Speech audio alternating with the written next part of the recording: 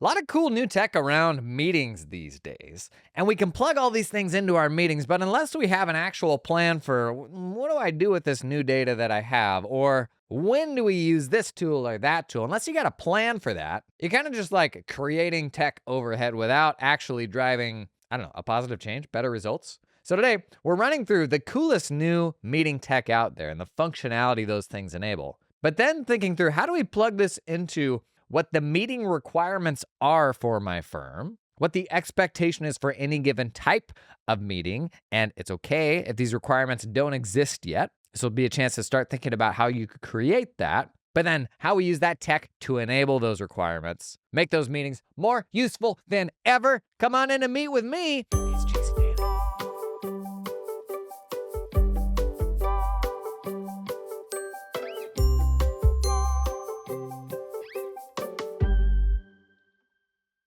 Two main types of tech I'm thinking about when I think meeting tech. One, honestly, booking tools, like started as Calendly, but now there's a whole ton of them. But the life cycle of what they enable from before a meeting to after a meeting unlocks some really cool potential possibilities. But then the other big one, as you may have suspected, AI meeting assistants. So specifically, what are the features of these two tools that I think can enable meetings to be more useful than ever before? When it comes to booking tools, you can basically build like drip email or text campaigns into these bookings in the lead up to the meeting. So what do you want that person to see a day before the meeting? 2 days, 3 days, 4 days, 5 days. And it's going to be very contextual to what type of meeting it is. And the through line for this whole episode, you will notice, is making more like classifications around types of meetings. You might just have a scheduling page right now that's just a 30-minute meeting with you or a 16-minute meeting with you. And because this tech enables more workflow-specific opportunities, it's worth getting more specific about using, for example, a new client onboarding scheduling link or a discovery call scheduling link. Not only because you can set up different availability for those different types of meetings, but because you can build workflows around them that make sense just for that type of meeting. So for example, you probably have a list of things that you want to gather from a client before you do discovery. Maybe that's copies of prior tax returns, access to the QuickBooks file, that sort of thing. We can all agree there needs to be some sort of probably automated process to follow up with that lead until they provide that information, and then you meet and talk about it. Booking links actually do this really well. So if you have an event type that is discovery call, in the lead up to that event, it can be sending reminders to provide XYZ, here's where you put it, in addition to just simply reminding them that the meeting is happening. But even before that, scheduling tools will let you do things like pooled scheduling. Like if you have multiple people that they could meet with, it'll pool the availability and pair you with whoever's available. It will even route those calls according to like inputs that they make into a form. So as they are booking the call, they may have to make a couple selections, and according to those selections, that call actually gets booked with the best person according to those selections. Some of the tools now do group voting as well. So if you are trying to get a bunch of people together and that's just a nightmare having to coordinate schedules, some of them now support like everyone on a call being able to vote for times to meet and then auto sending out a calendar invite once everyone has voted on those times if there's one that everyone has available. That's super handy. That's one that I use like once a week now. But I think what I like most about booking tools, besides just saving the headache of having to bounce times back and forth, is the workflows that you can build before a call, but also the workflows that you can build after a call. And so if you get more contextual about what these meetings are, in most cases, there's certain things that you always want to happen before the meeting and certain things that you always want to happen after the meeting. And there's a number of different ways you could manage these workflows. Maybe it's something that ought to live in your practice management system instead, but if you don't have that, if there's not a great way to do that, maybe they're not an actual client yet and they only go into PM when they are a client, then the workflow capabilities of booking tools can be super helpful here to take care of those before and after meeting tasks. Now, AI meeting assistants, meeting recorders, whatever you want to call them, they have a growing list of features that are super powerful. They've actually come a long, long ways in the last couple of years. If you're stuck on security for these, like don't take security advice from a YouTuber, like go through this with your IT group. But the mainstream tools that we talk about, like they have HIPAA support, they are SOC2 Type 2. They are as secure, if not more secure than most of the other apps that we use. The main players here, Zoom has a version of these features that's really, really weak right now. Microsoft Teams does some of this. The main players are Fireflies.ai, and Fathom.video. So what do you get with these? What's the point of them?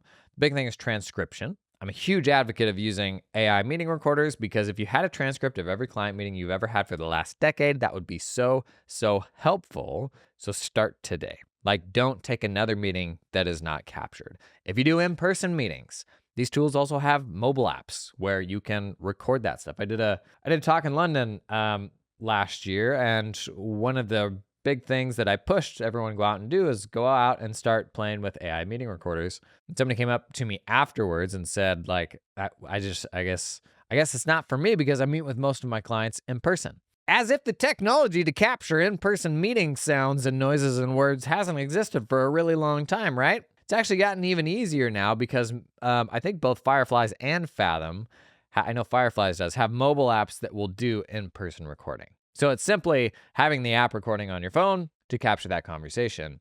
And just think of the value of having all of that, of getting out of a meeting, having to head straight into another meeting, but your team having access to that transcript right away. Getting in tax season, doing the back-to-backers, and you can like be the blocker on all the stuff you got to hand off. Using those calls for training purposes, super powerful. If you're stuck on the notion of someone listening to those conversations, if you think your clients will be concerned, honestly, it's getting more normalized by the day, which is great. But all it requires with your clients is a single conversation that is just, we capture all of our meetings in this firm. That is just the policy. If that makes you uncomfortable, think about why that is. Like, I don't want to have a conversation with you if you need to have it on my burner phone. But it'll save you a load of time, client, because my whole team can be up to speed on our conversation.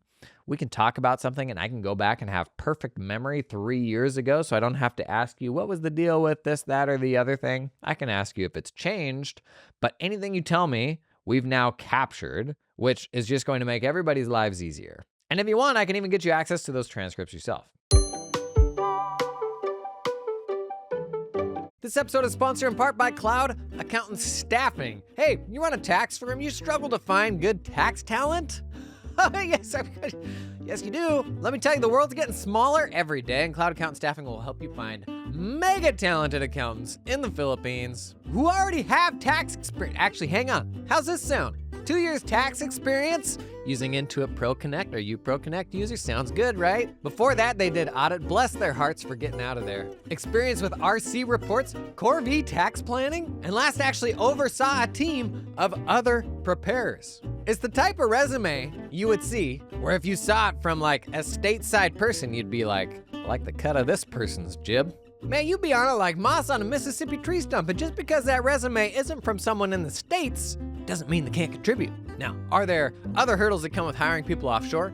Disclosures, stuff like that. Maybe if you haven't run a distributed team before, you're thinking, how do I manage people that aren't like right under my thumb or in my office? For sure, things to learn. But you know who's gonna be really good at helping you with that?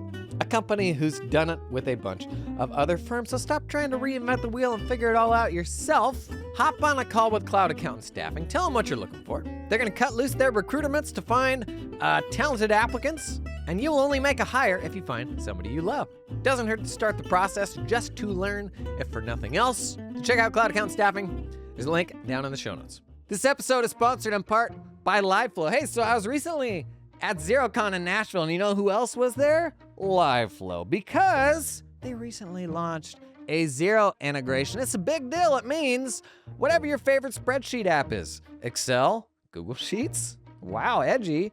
Whatever your favorite spreadsheet app, you can use LiveFlow to pull Xero reports into your spreadsheets. Pull them in one time, pull it like auto sync it on an ongoing basis. You got a little button now in your spreadsheet app that'll bridge any data from any old client, QuickBooks, or Xero file into your spreadsheet app of choice. Bunch of ways you can use this, from giving like fractional access to accounting data to stakeholders, like members of the team, the marketing lead, an investor, maybe even the business owner because you don't want them in the accounting file. Give them access to the spreadsheet instead of the accounting file. Could save you some headache. I also have a growing number of firms that use LiveFlow for month-end closes. Like they have this big old workbook template. They pull in a whole ton of reports from the accounting system with the click of one button. And then you got this giant workbook where you can manage the close. It's got all the actual ledger data, but in like a spreadsheet file, rather than running umpteen PDFs or something like that and having to figure out how to organize all that into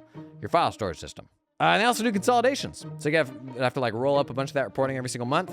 I had a dental group I worked with that was 26 entities. We'd have to do this consolidation, and we would only do it once a quarter because it was so much freaking work. It was like a full day to do all that stuff. With LiveFlow, we could have mapped that and ran it pretty near instantly. We would have had to do some eliminations, but we would have taken an 8-hour thing to like maybe an hour tops. And the big news is recently, they just shipped that zero integration. So whatever your ledger of choice, LiveFlow is gonna work out for you. Check out the link down in the show notes.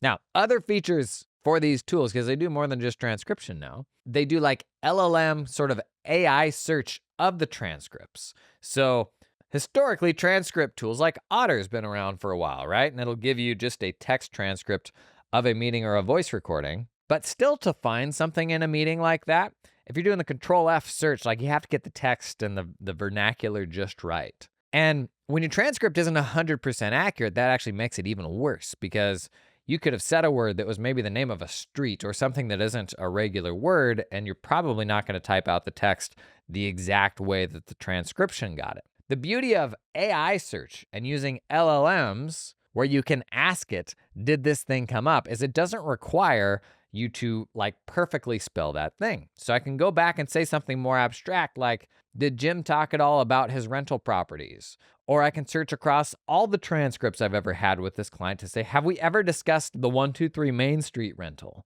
To be able to do that and instantly get that response, man, is gold. If there's a bummer here, it's that our practice management systems don't yet support deep file search. That is, if I have files, if I have documents, if I have transcripts set up as files in a practice management system, and I'm searching in my PM, it's not searching as far as the contents. And I think every case right now is just searching the file names. So the transcript tools, like if I log into Firefly, log into Fathom and search there, it will do that really good search through all the transcripts. It's one of those things I've really been harping on for practice management systems, better AI-enabled search, because if I could get all my transcripts into my client files, that would be really useful, right? Then I'm searching across not only transcripts, but also emails. Imagine that for a single client across all their entities to be able to search and be like, did we ever talk about this? Not only you, but any of your colleagues in your firm as well. Has this ever come up? And it being able to see across all that stuff, man, that would be killer. We're so close to that. Right now, it's just happening in two places. You search in your PM to see into emails and that sort of thing. Then you have to search into your AI meeting transcript tool as well to see if it's come up in any of those conversations. Other handy things about these tools, transcripts can be shared. You can even set the tool to automatically email out copies to any attendees if you wanted to. You don't have to, but you can if you want to. May not be the worst idea to put copies of them in like your file system where the client can log into their portal and see those transcripts. Speaker identification. This was a hard thing early days. They've gotten better. The ability for it to know who said exactly what, which is very important. Being able to upload files for transcription. So let's say you have a voice memo or you just got it in some weird format because something went sideways or it wasn't a normal Zoom meeting or something like that. Fireflies, I don't think Fathom does, but Firefly supports just uploading any old file and taking the transcript of that. I mean, you could even use that for like, say you do a podcast or something like that. I mentioned the mobile app for in-person conversations. Sentiment detection. So you can set up like alerts if there was maybe a problematic conversation. And if you're on a larger team, that could be something worth having. You can create snippets from those meetings. You can even like tell the AI, go and grab snippets that meet these criteria. Boy, one of the things, if you'll indulge me on a tangent here, one of the things I love about like the JSON bot that we've made, kind of the AI assistant that sits on top of all of these podcast episodes where I can talk with it and it will give advice according to things that I've said on the podcast. One of the things that I love about that for accounting firms is the notion of having a similar bot that is trained on your advising that you actually do with clients that a marketing partner can use for creating content. And there's an important step there where it's like, okay, then how do we redact our actual client meetings before it goes into that assistant? And there's ways to do it right now. It's just kind of manual. And I'm hoping somebody builds this into a product at some point, the like redaction of all the identifying things.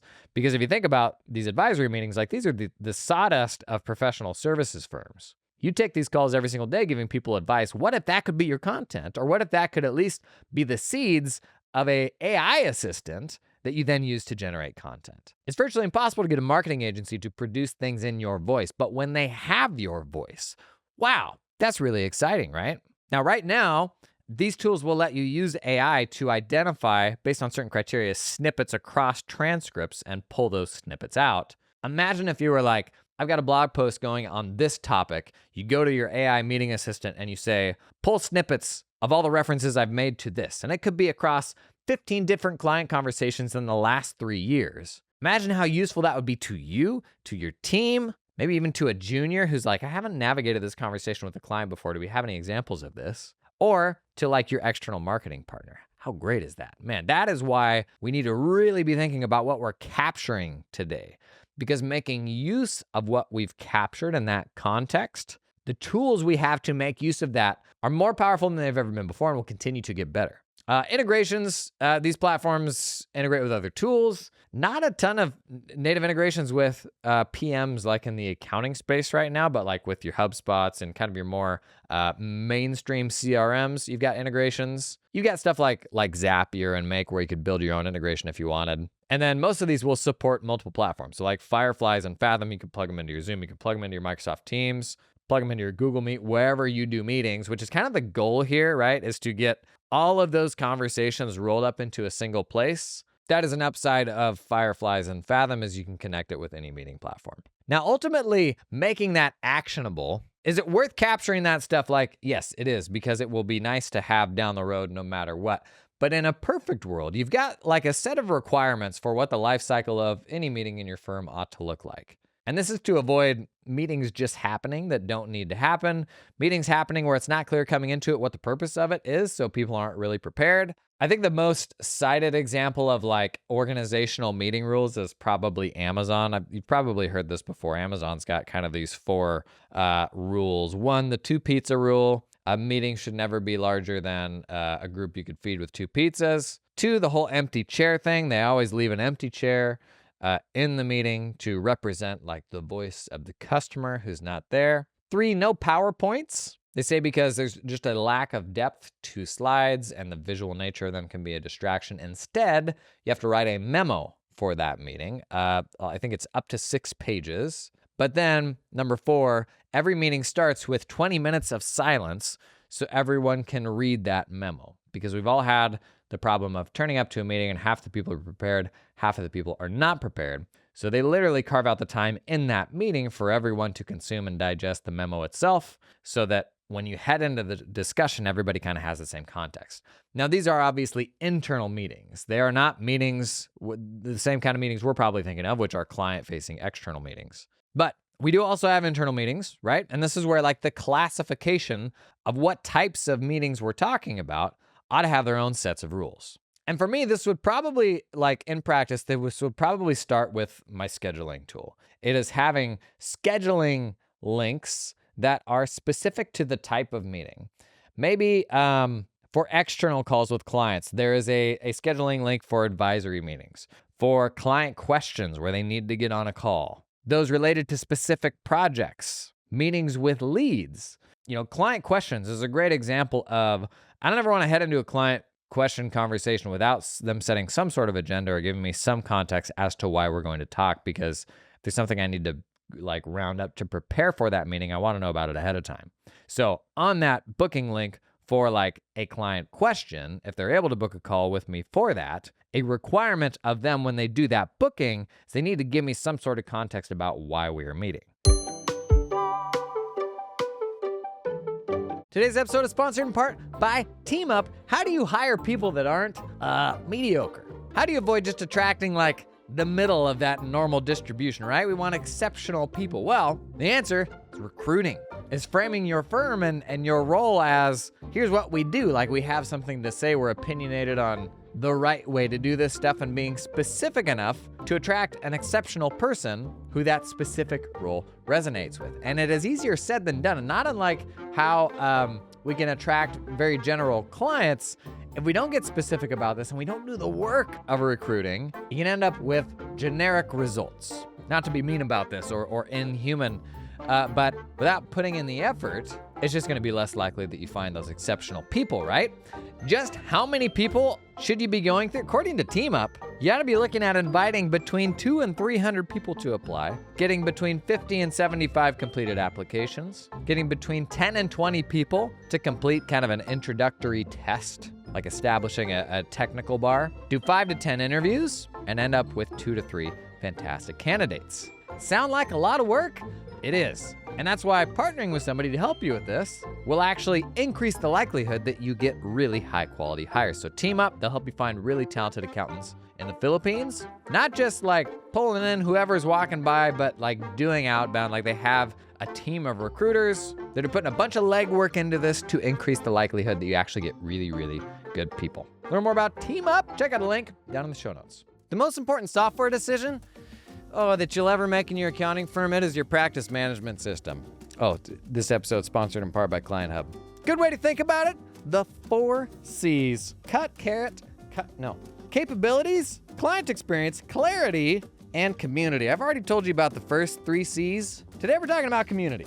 Client Hub is particularly suited here because they got a co-founder that was a former firm owner and top 100 pro advisor, not just a pro advisor, top 100 that knows how accounting firms actually work. Imagine that. Software people that actually know how this stuff works. When you adopt Client Hub, you don't just get a practice management system. You get a community that is aligned around their simple vision: happy clients, happy firm. That's nice.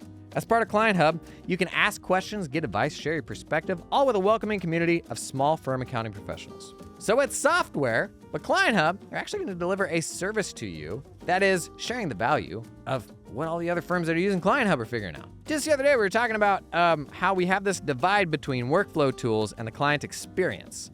If any practice management system was built from the ground up around the client experience, arguably it's Client Hub. It's basically like a 2-sided task management system where the client logs in just like you do, and you've got like a shared space to knock out those tasks. That is Client Hub. To learn more, check out a link down in the show notes. Now, for a discovery meeting, obviously we have a whole different set of requirements for what we want to get from them, right? But if we use a different scheduling link for each of these things, the workflow can be specific to the purpose of that meeting. Same thing for internal meetings. If you are an EOS firm, you have all sorts of different types of meetings that are pretty locked down, and you've got kind of your templates for how you run those meetings.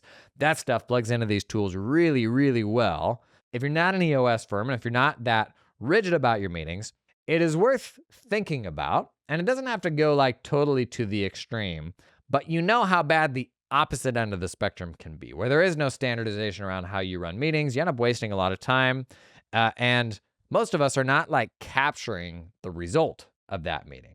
We don't have a transcript. We don't have a clear set of action items. There's not like a follow-up email that is sent to the client after the fact. So for me, if I'm like dialing in what this workflow looks like, it is having various different booking links for all of the types of meetings that I'm willing to take, which there ought to be an explicit list of what those are, right? Like, you won't just take any old meeting.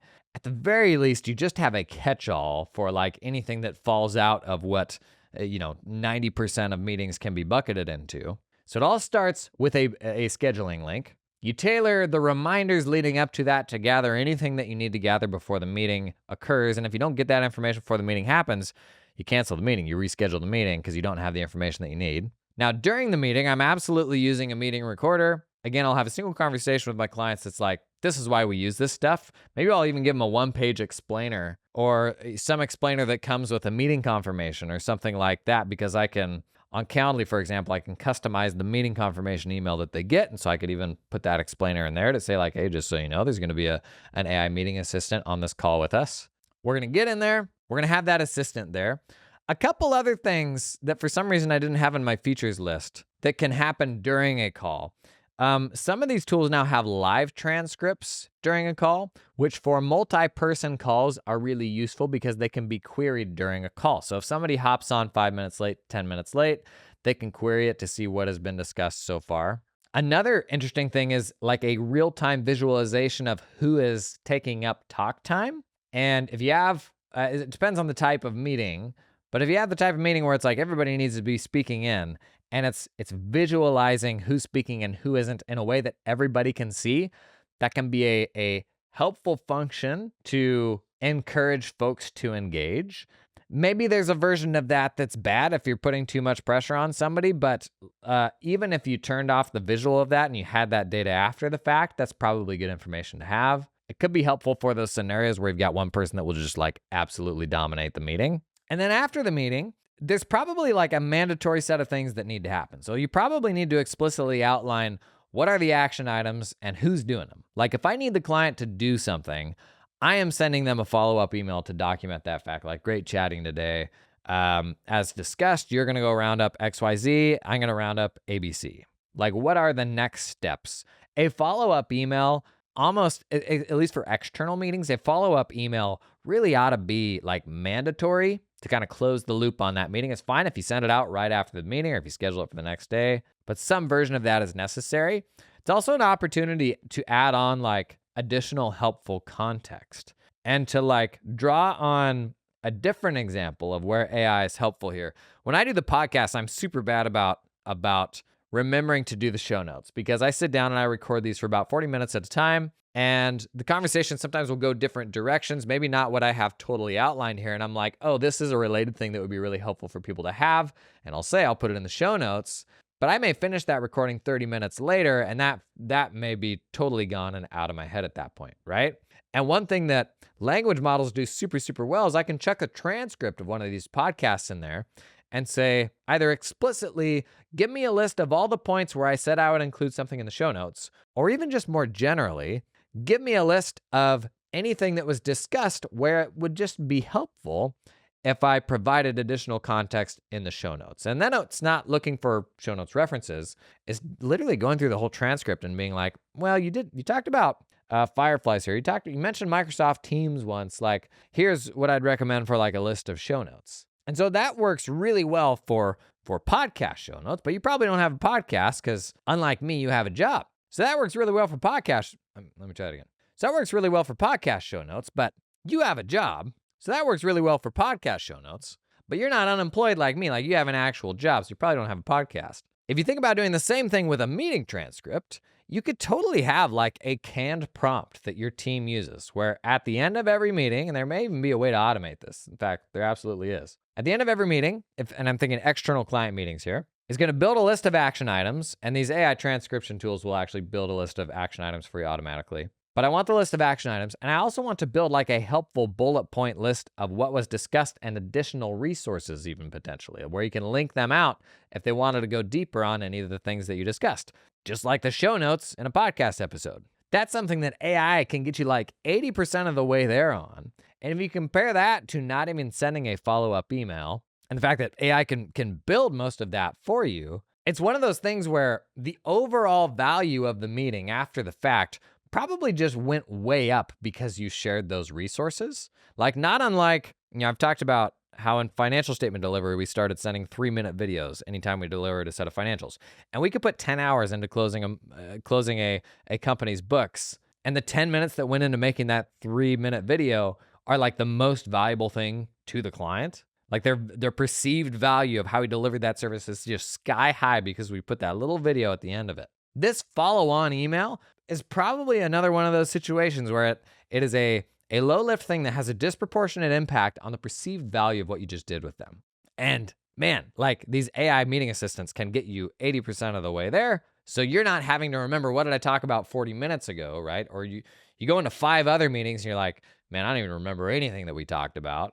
Hopefully I sketched it on my legal pad or whatever you use for taking notes. But when we're talking about like external client meetings, man, that follow-up email, I think probably ought to be mandatory. If you got some wisdom here, or increasingly I see more of these meeting assistants in the wild, I'm curious how you're building them into your workflows, because I think where we start is we're like, yeah, this is novel. This is a good idea. So I'm just going to plug it in, and you start capturing stuff, which is better than nothing because for all the reasons we talked about, like AI can be very context blocked. And if 5 years from now you wanted to query it about something in this conversation you had, at least it's recorded. Even if you didn't do anything with it when you recorded it, at least you've got it so you can go back and look into it later. There's probably more we can do around specific types of meetings and the workflows that ought to happen in the lead up, the things that get discussed during the meeting, and then what happens thereafter. If you feel like you've nailed anything there, worth thinking through. If you've never gotten explicit about the type of meetings that you will take, that's probably worth thinking through as well. There's probably, 5 different types of meetings that make up 95% of the meetings you will take. And actually getting explicit about what those are and what the requirements for each are valuable just to nail that down from a workflow standpoint, but also to be like, hey, maybe someone else could actually do this 5th type of meeting that I do. Like, it actually gives you a path towards maybe getting off the hook for some of those meetings and more clearly defining your boundaries for the types of meetings that you won't take, right? And frankly, like these workflow tools, AI meeting assistants, they make that whole building a process around an abstract thing like a meeting much easier. Total no-brainer for me. Like, I'm super bullish on AI meeting assistants, particularly when you start thinking about the value of capturing the advice that you're giving and like hanging on to those conversations and all the things we could potentially do with that stuff down the road. Pretty cool. But if you got any cool ideas there, would love to see them down in the comments. It'll be interesting to hear what you're using for this as well. And I'll see you in the next one.